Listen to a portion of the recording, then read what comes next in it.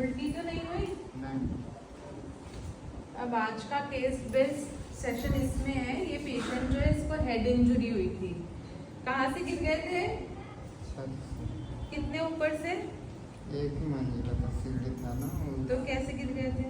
वो काय था सीढ़ी पर से तब गिर। अब जब भी पेशेंट ऐसे छत से या सीढ़ी से कहीं से भी गिर जाता है तो सबसे ये आए थे तो सेमी कॉन्शियस थे, इनको झटका भी आ रहा था, तो हेड इंजरी के चांसेस ज़्यादा रहते हैं। तो हेड इंजरी में मैंने उस दिन भी बताया था, सबसे पहले क्या देखते हैं? ABC। ABC यानी एयरवे देखना रहता है कि सांस बराबर ले रहा है कि नहीं पेशेंट, सांस नली में कोई ब्लॉकेज तो नहीं है। ब्रीदिंग यानी सांस ले रहा है क्या, रेस्पिरेशन नॉर्मल है क्या, ये देखना है। और सर्कुलेशन में देखना है कि बीपी कैसा है, पल्स कैसा है, SpO2 कैसा है, ये देखना है। अब ये सब असेसमेंट करने के बाद आप नेक्स्ट क्या करोगे? सबसे पहले देखोगे अगर ऑक्सीजन कम है तो ऑक्सीजन लगाओगे, ठीक है। उसके बाद IV एक्सेस दोगे, कुछ भी ज़रूरत पड़ सकती है इमरजेंसी में तो सबसे पहले NS या RL IV एक्सेस दे दो। उसके बाद देखो पेशेंट को अगर सीजर्स आ रहे हैं तो एंटी एपिलेप्टिक देंगे। उसके बाद देखना है कि पेशेंट कॉन्शियस है कि नहीं, और देखना है कि इंट्राक्रेनियल प्रेशर जो है अगर उसके साइन सिम्टम्स है कि इंट्राक्रेनियल प्रेशर बढ़ा हुआ है तो मैनिटॉल और उसको प्रेशर को कम करने के लिए हाइपरटोनिक सलाइन वगैरह देते हैं। अब ये सब प्राइमरी मैनेजमेंट करने के बाद नेक्स्ट स्टेप क्या होगा? आप इसको CT स्कैन एडवाइज करेंगे। आप CT स्कैन प्लेन देंगे कि कॉन्ट्रास्ट? उस दिन भी बताया था प्लेन देंगे।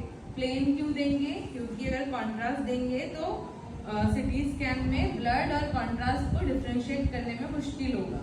तो स्पेशली में फ्रैक्चर और हिमरेज देखना है तो हम नॉन कॉन्ट्रास्ट CT स्कैन की एडवाइस देंगे और नॉर्मल ट्रीटमेंट अपना सिम्टोमेटिक ट्रीटमेंट चालू रखेंगे। अब CT स्कैन की रिपोर्ट्स में अगर हेमाटोमा ज़्यादा बड़ा आता है, मिड लाइन शिफ्ट आता है या पेशेंट कॉन्शियसनेस में नहीं आ रहा है, अनकॉन्शियस ही है, तो हम इसको न्यूरोसर्जरी में रेफर करेंगे, ठीक है।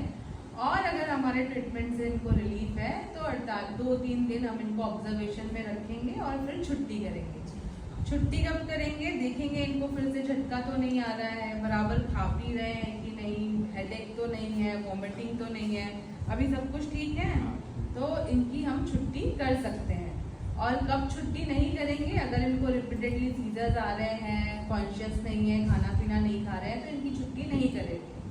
अब घर जाने के बाद इनको क्या एडवाइस करना है? घर जाने के बाद इनको एडवाइस करना है कि सीढ़ी मतलब ज़्यादा ऊंचाई में नहीं चढ़ना है, फ़ोन नहीं देखना है, ज़्यादा जहाँ शोर शराबा हो रहा है वहाँ नहीं जाना है, ये सब चीज़ें आपको ध्यान में रखनी है।